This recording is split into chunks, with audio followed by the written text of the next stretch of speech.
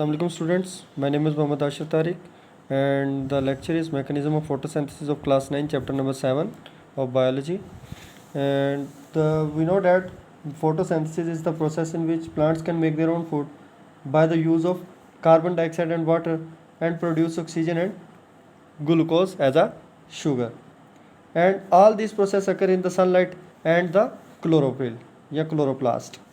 Now the mechanism of photosynthesis is according to mechanism of photosynthesis has two phases. The first is the light reaction and the second is dark reaction.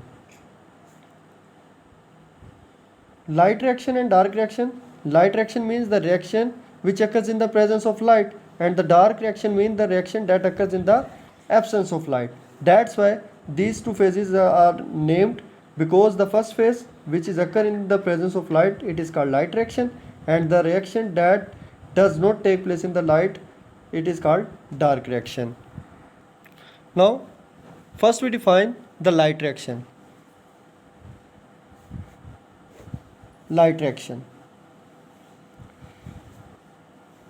Light reaction जो है वो stroma के chlorophyll के अंदर जो thylakoids का portion है वहाँ पर परफॉर्म होता है. तो क्यों? Because it is that portion of the chloroplast where the sunlight is absorb.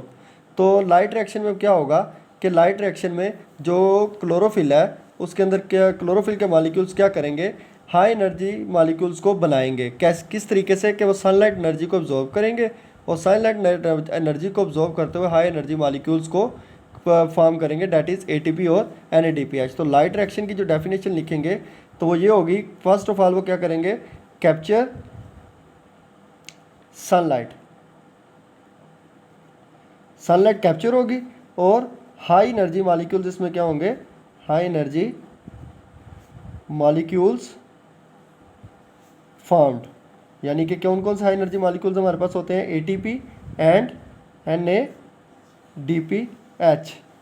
These are high energy molecules that is formed in the light reaction. And the light reaction occurs in the third point, क्या बनेगा, thylakoids. Next dark reaction की जब बात करेंगे तो dark reaction की जब बात करते हैं तो डार्क रिएक्शन कहाँ पे परफॉर्म हो रहा है, डार्क रिएक्शन परफॉर्म होता है क्लोरोप्लास्ट के स्ट्रोमा में.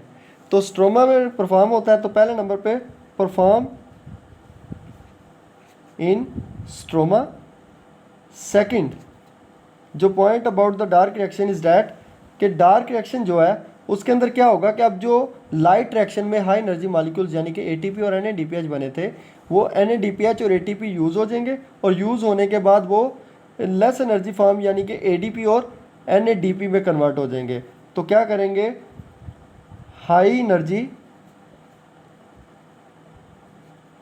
मॉलिक्यूल्स जो है यूटिलाइज होंगे इसमें, यानी कि इस्तेमाल हो जाएंगे, and form ADP and NADP. तो ये हमारे पास क्या है, लाइट रिएक्शन और डार्क रिएक्शन. अब लाइट रिएक्शन और डार्क रिएक्शन में आपने एक चीज़ को याद रखना है कि लाइट रिएक्शन में क्या होता है और डार्क रिएक्शन में क्या होता है.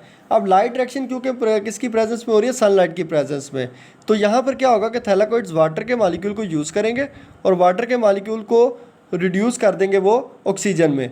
और इसी तरीके से डार्क रिएक्शन जो है उसमें क्या होगा कि वो कार्बन डाइऑक्साइड को यूज़ करेंगे और उससे हमें ग्लूकोज यानी कि शुगर बनाकर दे देंगे. तो ये हमारे पास जो प्रोसेस था ये हमने मैकेनिज्म ऑफ फोटोसिंथेसिस के बारे में है कि मैकेनिज्म क्या है कि दो phases, light reaction and dark reaction. और जितनी भी प्लांट्स हैं दुनिया में वो सारे के सारे अपनी फूड को इसी प्रोसेस के ज़रिए से क्या करते हैं, सिंथेसाइज कर रहे हैं.